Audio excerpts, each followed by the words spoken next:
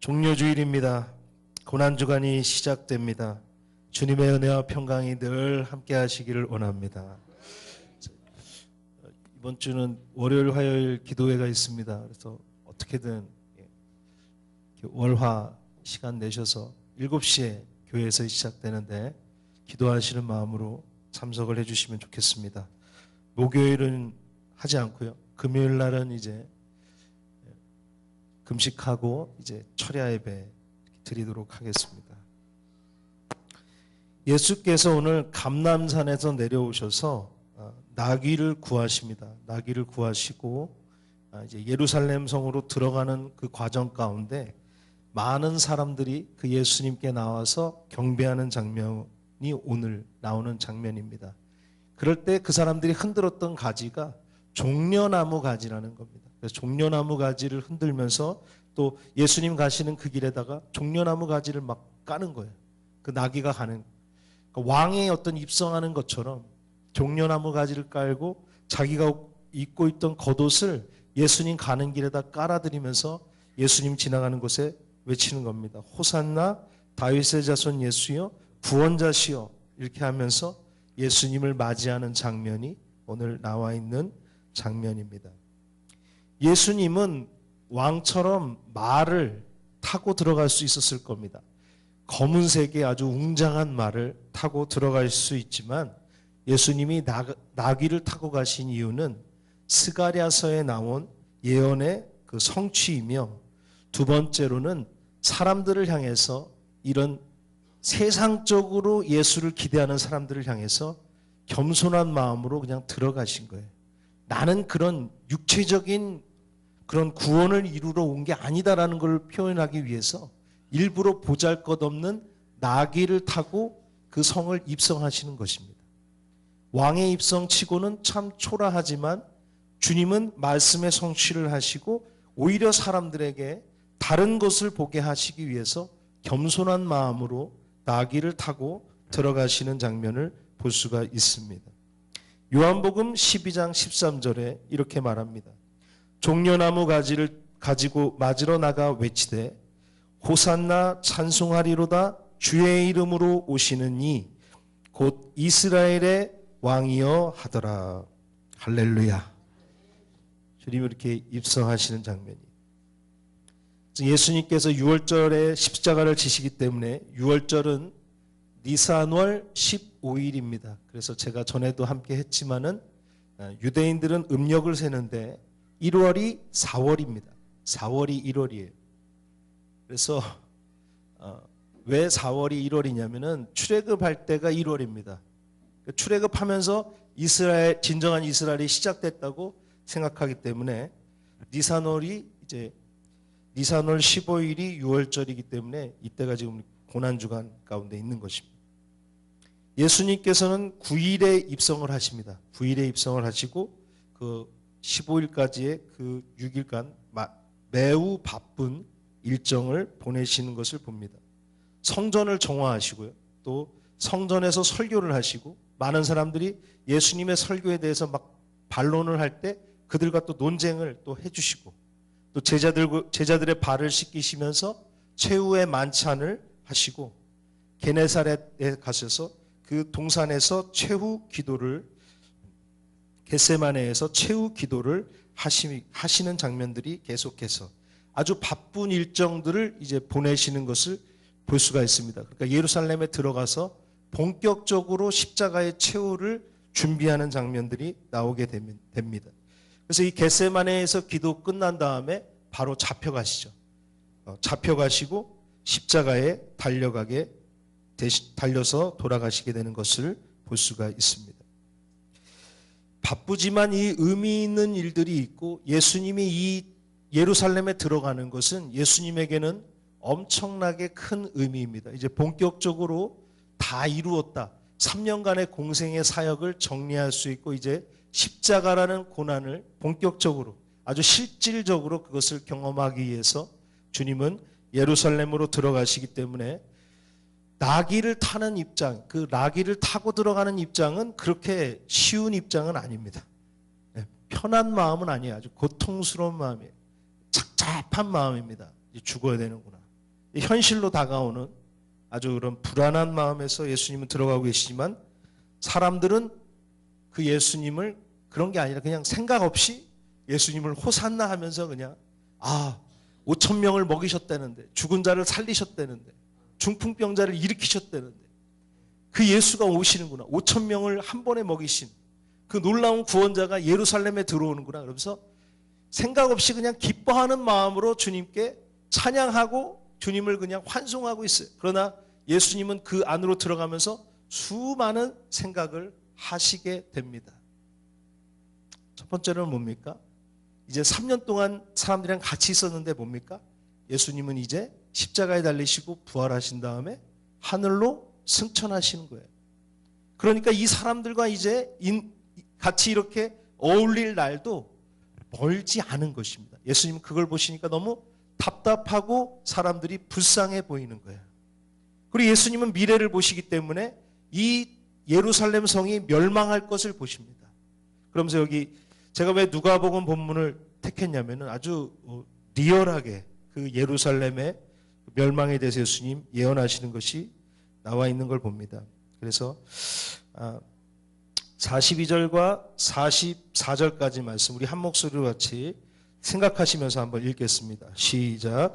이르시되 너도 오늘 평화에 관한 일을 알았더라면 좋을 뻔하였거니와 지금 내 눈에 숨겨졌도다. 날이 이를지라 내 원수들이 토둔을 쌓고 너를 돌려 사면으로 가두고 또 너와 및 그 가운데 있는 내 자식들을 땅에 메어치며 돌 하나도 도리에 남기지 아니하리니 이는 내가 보살핌 받는 날을 알지 못함을 인함이니라 하시니라. 아멘. 그렇게 기쁘지만은 않은 거죠. AD 70년에 실제로 타이투스라는 그 티토라는 장군이 로마의 군대를 이끌고 와서 예루살렘 성을 함락하기 위해서 토둔을 쌓습니다. 토둔이라는 건 뭐냐면요, 성이랑 비슷하게 언덕을 만드는 거예요. 성이랑 비슷하게. 그래서 거기서 활을 쏘든지 그 성으로 공격을 하는 건데, 실제로 로마가 예루살렘을 사면에 가둔 다음에 굶어 죽게 하고 많은 사람들이 힘들게 한 다음에 거기서 토둔을 쌓고 공격을 하고 나중에는 돌 위에 돌 하나 남지 않도록 이 예언을 명확하게 돌 위에 돌 하나도 남지 않게 예루살렘을 멸망시키는 장면이 나오고 많은 사람들이 죽고 노예로 잡혀가는 사건이 AD 70년에 나오는 겁니다. 예루살렘에 들어가시면서 예루살렘의 과거와 현재와 미래를 보시는 주님은 과거를 생각할 때 너무나 안타까운 거죠. 많은 선지자들을 보냈는데도 이들이 받아들이지 않고 주님께서 그렇게 모으시려고 했지만 그 예루살렘은 항상 그것들을 거절하고 자기의 원하는 대로 갔다는 거예요. 그리고 현재는 예수님이 지금 입성하고 계시고 십자가 달리시는 것이 무엇인지 의미를 알지 못하는 사람들은 그저 호산나 다윗의 왕이여 라고 찬송하고 있는 것입니다. 그리고 미래에는 그 AD 70년에 이 예루살렘 성이 멸망하는 것을 보시면서 너무나 슬픈 마음에 우시는 장면이 나오게 되는 것입니다. 호산나를 외치는 사람들은 뭘 원하고 있냐면 바로 예수님이 예루살렘에 들어오시면서 육체적으로 생각하는 겁니다. 정치적으로 해방되겠구나. 또 5천 명을 먹이셨으니까 이제 경제적으로 해방되겠구나. 이 굶주림은 끝나겠구나. 이 기한은 끝나겠구나. 이제 먹을 것이 원 없이 먹을 수 있겠구나. 아주 이런 단순한 생각들을 하고 있는 겁니다. 육체의 만족을 위해서. 이 사람들이 5일 뒤에는 이 환호와 예수님을 그런 영접하는 것들이 뭐로 바뀝니까? 실망으로 바뀌고 분노로 바뀌어서 이 예수를 죽이자라고 외치는 사람들이 되는 겁니다. 왜 그렇습니까? 예수님의 사역을 알지 못하기 때문입니다. 예수를 아는 은혜가 있으시기를 주님의 이름으로 축원을 드립니다. 우리도 주님의 십자가를 모르면요, 까닭없이 주님께 분노할 수 있고 인생을 향한 분노가 생길 수 있습니다. 까닭없이 주님에게 실망하는 거예요. 주님은 그래서 첫 번째로 뭘 하셨냐면은 성전을 정화하셨습니다. 성전을 깨끗이 하셨습니다. 성전을 갔더니 성전이 완전히 난장판이 되었습니다. 이제 곧 십자가를 지시고 이제 승천하시고 이 세상을 떠나야 되는데 하나님과의 연결고리인, 하나님과 소통을 할 수 있는 그 매개체인 성전이 너무나 더럽고 추악하고 거기가 어지럽고 혼란하고 무거워 있는 그 모습을 보시면서 예수님은 너무나 당황하고 너무나 분노가 치밀어서 그런 돛대기 같은 시장을 보면서 주님은 그들을 향해서 채찍을 내려치게 되는 것입니다. 성전 앞이 돛대기 시장이 되었어요. 그리고 장사꾼들만 성전을 가득 메워 있는 것입니다. 이것이 성전인지 이곳이 시장인지 모를 정도로 욕심과 탐욕과 욕설과 더러운 그런 짐승의 분비물 많이 성전 앞 그 광장을 가득 메운 것을 보면서 예수님은 당황하게 만든 것입니다. 성전 앞에는 하나님의 죄사함이 있는 것을 믿으시기 바랍니다. 은혜가 있습니다. 하나님을 만나면 인생의 문제가 해결되는 것입니다. 하나님의 그 은혜를 통해서 변화된 사람들의 찬양과 기쁨이 넘쳐야 되고 기도가 쉬지 않는 것이 하나님의 성전인 줄 믿습니다. 그런데 뭡니까? 그런 하나님을 통한 변화와 하나님을 통한 은혜가 없는 거예요. 기도를 통한 은혜와 또 찬양을 통한 은혜와 말씀을 통한 깨우침이 없는 것입니다. 가득 뭡니까? 장사하는 사람들만 가득 채우고 있는 거예요. 돈 거래하고 물건을 팔고 성전 앞은 정신이 없는 것입니다. 그리고 그 수많은 그 가축들의 그런 오물이나 변들은 어떡합니까? 그것들이 그냥 성전 앞에서 그 더러운 냄새를 풍기면서 성전의 이미지를 더럽게 만들고 있는 것을 봅니다. 그래서 주님은 미뤄왔던 성전 정화를 하시는 거예요. 채찍으로 사람과 짐승을 치면서 다 쫓아내시는 것입니다. 상을 뒤엎어 엎으시는 것입니다. 그러면서 그들을 쫓아내시면서 하시는 말씀은 이 말입니다. 교회는 만인이 기도하는 집이다. 할렐루야. 교회는 만인이 기도하는 집이다. 교회는 하나님을 만나는 장소다. 교회는 하나님을 통해 변화하는 장소다. 교회는 하나님과 통화하는 장소다. 소통하는 장소다. 그것을 가르치시기 위해서 주님은 성전을 정화하셨습니다. 한 사마리아 여인이 요한복음 4장에 고백을 합니다. 예수님을 만나면서 물어보는 거예요. 어디서 예배하면 좋겠습니까? 그리심산에서 예배할까요? 예루살렘에서 예배할까요? 우리는 갈 수 없는 그 예루살렘에서 예배해야 됩니까? 아니면은 사마리아에 있는 그 그리심산에서 예배해야 됩니까? 그러니까 주님이 그 여인에게 하신 말씀은 장소가 중요한 것이 아니다. 야, 예루살렘이 중요한 것이 아니다. 그 그리심산이 꼭 대체되는 것만도 아니다. 예배의 본질은 신령과 진정에 있다. 예배는 하나님과 인간 사이에 진실함이 회복되는 장소입니다. 성령의 기름 부음이 있는 장소입니다. 그것이 바로 신령과 진정인 것입니다. 하나님과의 인간과의 교감인 것입니다. 그리심산이면 어떻습니까? 그 골방이면 어떻습니까? 하나님을 향한 진정한 마음으로 나아가는 사람에게 하나님의 성령의 역사가 있는 것이고 하나님의 교감이 있다라는 것입니다. 우리가 육체적인 제약을 통해서 예루살렘에 갈 수 없는 거예요. 북이스라엘 사람이니까 예루살렘까지 갈 수도 없고 예루살렘은 너무나 먼 곳입니다. 그런데 예루살렘 사람들은 말합니다. 예루살렘에 오면 다 해결된다라고 말하는 거예요. 그러니까 그들은 그리심산에다 예배당을 만들고 예배를 드리지만 항상 찝찝한 것입니다.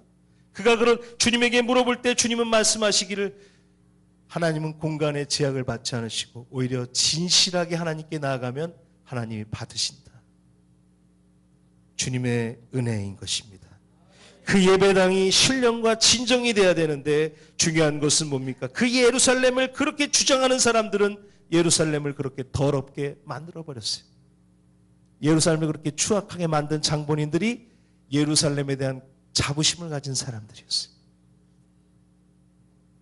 예배의 본질은 신령과 진정에 있습니다. 성령의 기름 부음에 있는 것입니다. 하나님이 역사하셔야 되는 것입니다. 그래서 성전 정화를 하시는데 사실 이 성전 정화를 통해서 예수님은 자기의 죽음을 더욱 확신시키셨습니다. 그러니까 죽음이 더 가속화됐어요. 예수님을 향해서 이제 더 실질적으로 죽여야겠다는 생각을 가지게 만든 일이 바로 이 성전 정화 사건입니다. 영적인 신학자들은 이걸 말합니다. 성전 정화 사건은 십자가 사건의 카운터 펀치와도 같다. 그러니까 십자가를 완전히 굳혀버리는 그런 놀라운 사건이다라고 말합니다. 종교 지도자들의 치부를 건드린 거예요. 성전에서의 가르침 역시 다 그런 바리새인과 사두개인과 종교 지도자들을 공격하는 것이었습니다. 왜 그렇습니까?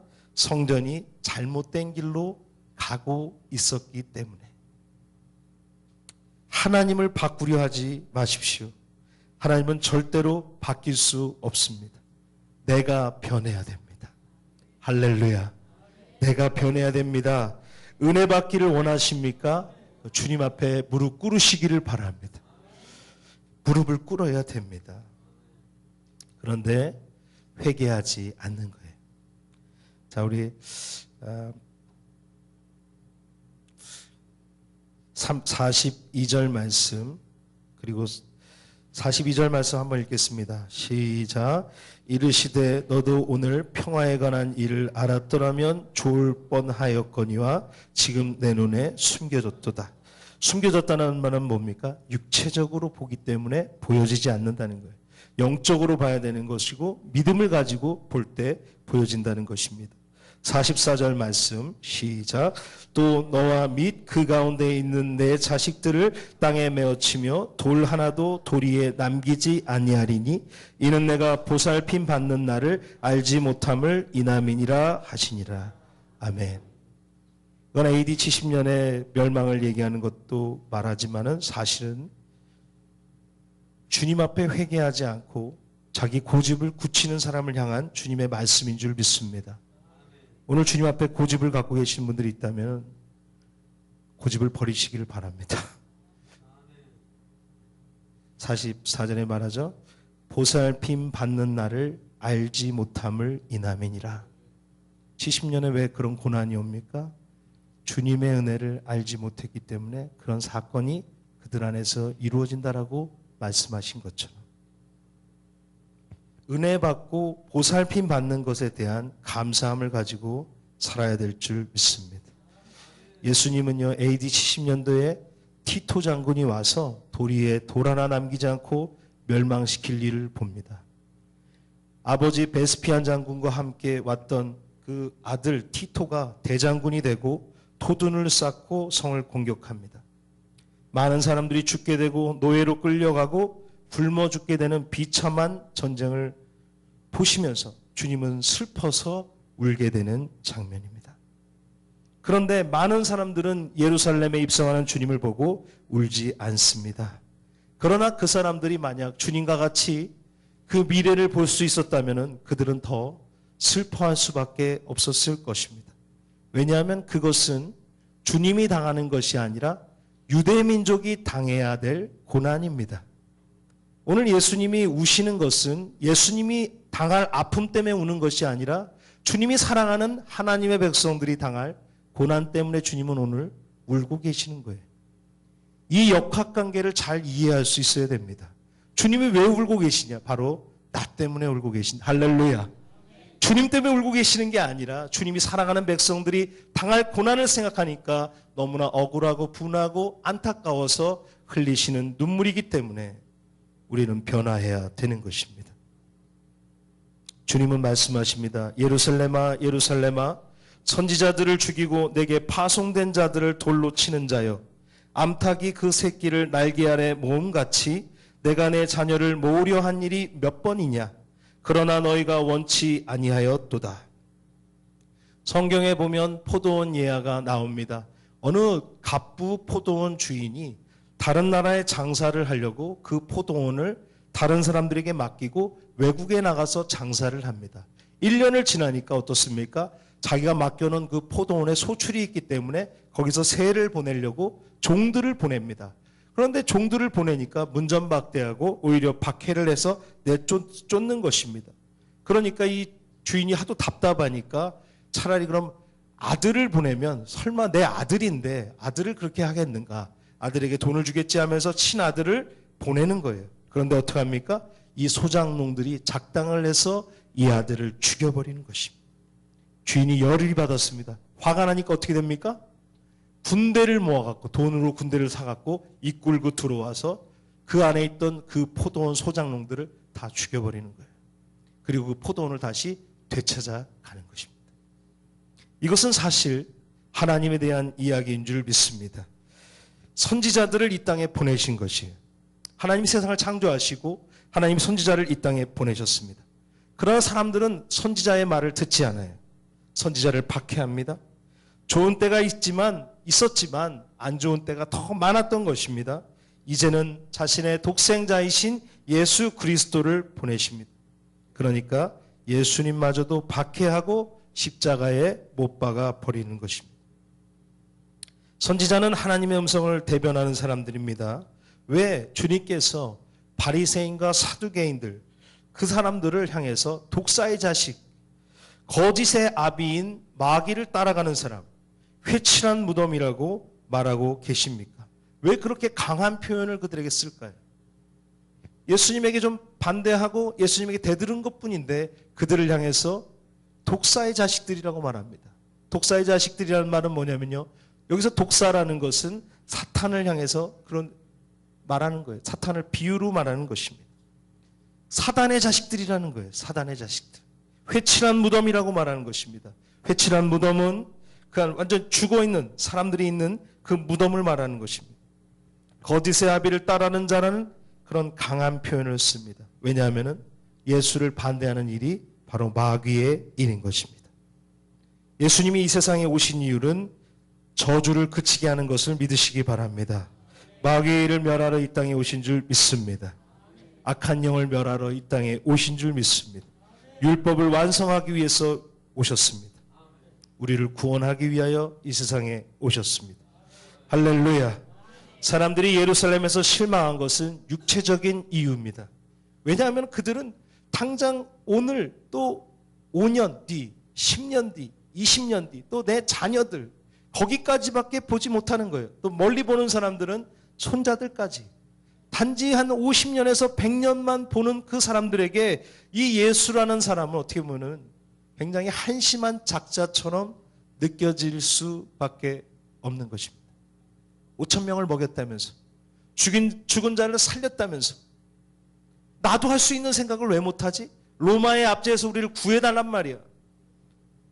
저는 로마와 같이 결탁한 그런 많은 사람들로부터 우리를 좀 정치적으로 자유케 하고 좀 먹을 것도 좀 많이 먹고 경제적으로도 좀 완성케 해달란 말이야. 나도 할 수 있는 생각을 왜 못하는가?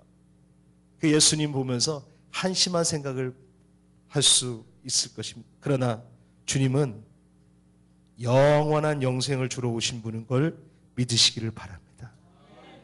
단순히 그냥 등 따십고 지금 만족함을 주러 오신 게 아니라 영원한 만족을 주러 오신 분이 주님인 것을 믿으시기를 바랍니다. 주님을 깊게 본다면 주님은 영생을 주러 오셨고 십자가를 지셨습니다.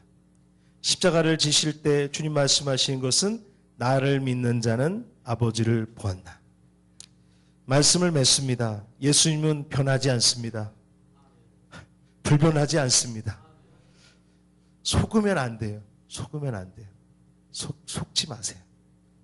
우리가 주님 앞에서 회개하고 자복해서 변해야지.